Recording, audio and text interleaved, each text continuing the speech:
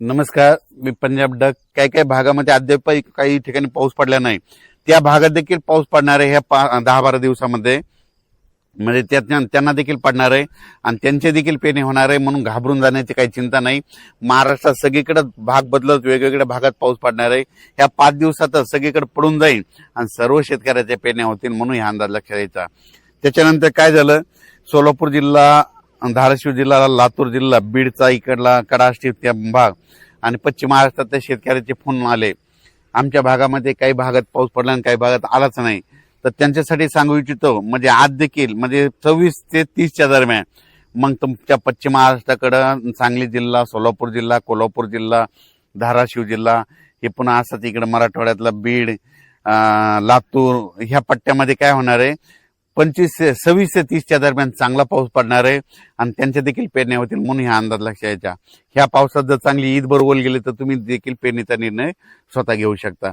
त्याच्यानंतर काय झालं, विदर्भात देखील काही भागात खूप पाऊस पडला. काही भाग जरी उंचीत राहिला असता तर ह्या 2-4 दिवसामध्ये सगळीकडेच पाऊस पडणार आहे आणि सगळ्या शेतकऱ्याच्या पेरण्या होणार आहे, म्हणून हा अंदाज लक्षात घ्यायचा. दुष्काळ वगैरे पडणार नाही, म्हणून हे लक्षात घ्यायचं. उत्तर महाराष्ट्राकडे नंदुरबार जिल्हा झालं, धुळे जिल्हा झालं, जळगाव जिल्हा झालं, नाशिक जिल्हा झालं, त्या भागात देखील काय होणार आहे, जरा जास्तच पाऊस पडणार आहे, म्हणून त्यांनी देखील जमिनीची ओल पाहता तुम्ही तुमच्या पेरणीचा निर्णय घ्यायचा. मुंबईला देखील, मुंबई पुणे तिकडे देखील काय होणार आहे, म्हणजे जुलैच्या पहिल्या आठवड्यात मुसळधार पाऊस होईल, अतिवृष्टी होणार आहे, म्हणून ही देखील मुंबईच्या जुलैच्या पहिल्या आठवड्यातला अंदाज लक्षात घ्यायचा.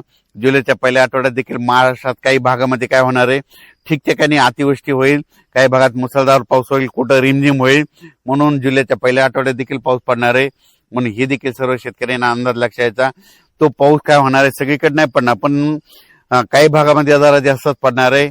आणि ज्या तळ्यामध्ये पाणी आतापर्यंत अद्यापही नाही तर ती पाझर तलाव, त्याच्यामध्ये काय होईल, जुलैच्या पहिल्या आठवड्यामध्ये सांगायचं झालं तर उत्तर महाराष्ट्रामध्ये नंदुरबार जिल्हा, धुळे जिल्हा, जळगाव जिल्हा, नाशिक जिल्हा, अहिल्यानगर, इकडे संगमनेरच्या खाली ओझर, पुन्हा निळवंडे धरण त्या परिसरामध्ये कॅचमेंट एरियामध्ये चांगला म्हणजे जुलैच्या पहिल्या आठवड्यात पाऊस पडणार आहे, त्या धरणामध्ये आवक यायला सुरुवात होणार आहे, म्हणून हा अंदाज त्या शेतकऱ्यांना लक्षात घ्यायचा.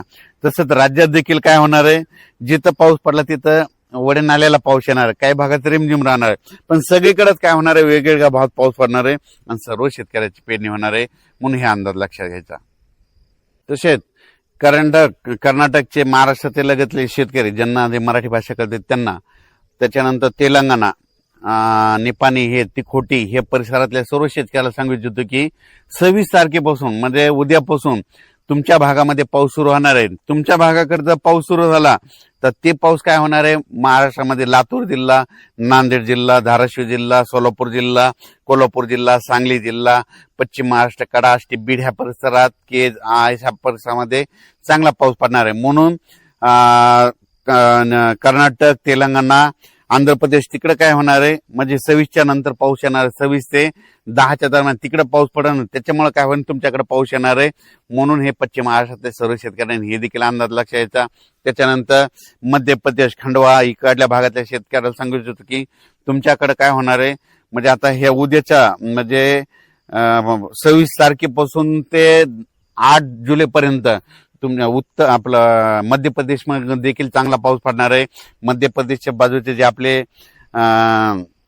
जिल्हे आहेत, बुलढाणा जिल्हा, धुळे जिल्हा, जळगाव जिल्हा, अकोला जिल्हा, अमरावती, वर्धा, नागपूर, भंडारा ह्या पट्ट्यात देखील काय होणार आहे, मध्य प्रदेशकडे पाऊस पडेल. त्याच्यामुळे जुलैच्या पहिल्या आठवड्यामध्ये ते आपल्या मध्य प्रदेशच्या बाजूचे जे लगतचे जिल्हे आहेत त्यांना देखील चांगला रिमझिम पाऊस पडणार आहे, म्हणून जुलैच्या पहिल्या आठवड्यात ते देखील त्यांच्यासाठी खास करून आनंदाची बातमी, म्हणून हा अंदाज लक्षात घ्यायचा.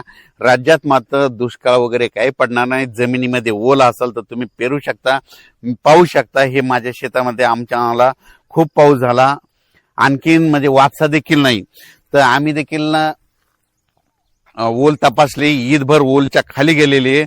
मग नंतर काय होणार आहे, आज ट्रॅक्टर चालत नाही, नसं आज पेरणी करायला सुरुवात केली असती. पाहू शकता ही ओल किती गेलेली आहे. इतकी जर ओल असेल तर पेरणी करायला काही हरकत नाही, हे पाहू शकता. आणखीन म्हणजे इतकी जर ओल असली तर पेरणी करायला काही हरकत नाही. शेतकऱ्याला सांगतो, पाऊस वगैरे काही थांबणार नाही, वेगवेगळ्या भागात पडणार आहे, पण सगळीकडे पडणार आहे, सगळ्यांच्या पेरण्या होणार आहेत. म्हणून ही सर्वप्रथम आनंदाची बातमी. असा तुम्हाला सांगू इच्छितो, हे जूनचा 30 जून पर्यंत सगळ्या महाराष्ट्रात पाऊस पडणार आहे, सगळ्यांच्या पेरण्या सुरू होतील. त्याच्यानंतर जुलै महिन्यामध्ये जास्त पाऊस पडणार आहे, त्याच्यामध्ये देखील विखुरलेल्या स्वरूपाचा पाऊस पडल, आपण सगळ्याच्या पेरण्या होतील. म्हणून हा अंदाज सर्व शेतकऱ्यांना लक्षात द्यायचा. अचानक वातावरण झाला तर परत एक मेसेज दिला जाईल. धन्यवाद.